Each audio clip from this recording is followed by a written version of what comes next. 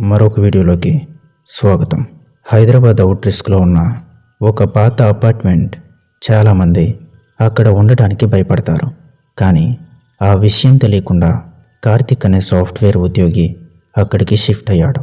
తక్కువ రెంట్, ప్రశాంతమైన వాతావరణం చూసి అతను వెంటనే ఒప్పుకున్నాడు. అతనికి తెలియని విషయం ఏంటంటే ఆ ఫ్లాట్లో చివరిగా ఉన్న వ్యక్తి ఎలా మాయమయ్యాడో. మొదటి రోజంతా బాగానే గడిచింది.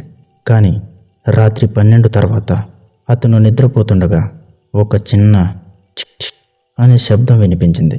అది తలుపు దగ్గర నుంచి వస్తుంది. మొదట అతను పట్టించుకోలేదు. కానీ అది మళ్ళీ మళ్ళీ వినిపించడంతో లేచి తలుపు దగ్గరికి వెళ్ళాడు. ఎవరు అని అడిగాడు. ఎలాంటి సమాధానం లేదు. అతను తలుపు ఓపెన్ చేయడానికి హ్యాండిల్ తిప్పాడు.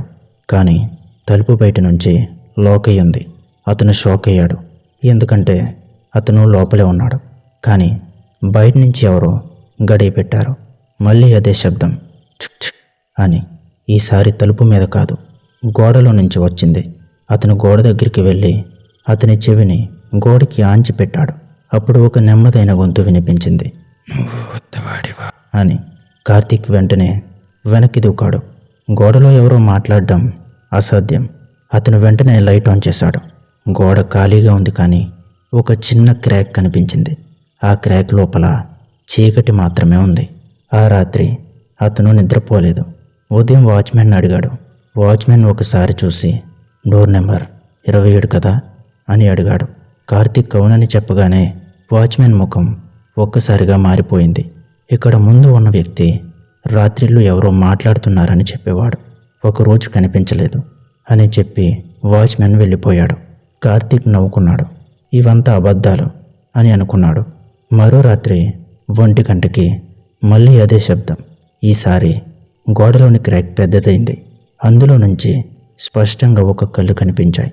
అతన్ని నేరుగా చూస్తూనే ఉన్నాయి. కార్తిక్ గుండె బిగుసుకుంది. అతను వెనక్కి తగ్గాడు. అప్పుడు ఆ కళ్ళు నెమ్మదిగా నవ్వునట్టు కనిపించాయి.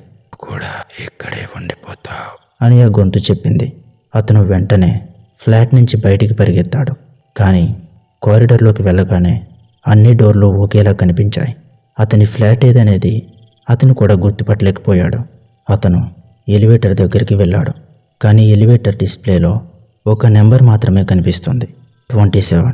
ఎంత బటన్ నొక్కినా అదే ఫ్లోర్లోనే ఉంది. అప్పుడు వెనకాల నుంచి ఒక గొంతు, "నువ్వు ఎక్కడికి వెళ్ళినా ఇది డోర్ 27 మాత్రమే." అతను నెమ్మదిగా వెనక్కి తిరిగాడు. అక్కడ నిలబడి ఉన్న వ్యక్తి అతనే. అదే ముఖం, అదే కళ్ళు. కానీ అతని నవ్వు మాత్రం భయంకరంగా ఉంది. "ముందున్నవాణ్ణి" అని ఆ వ్యక్తి చెప్పాడు.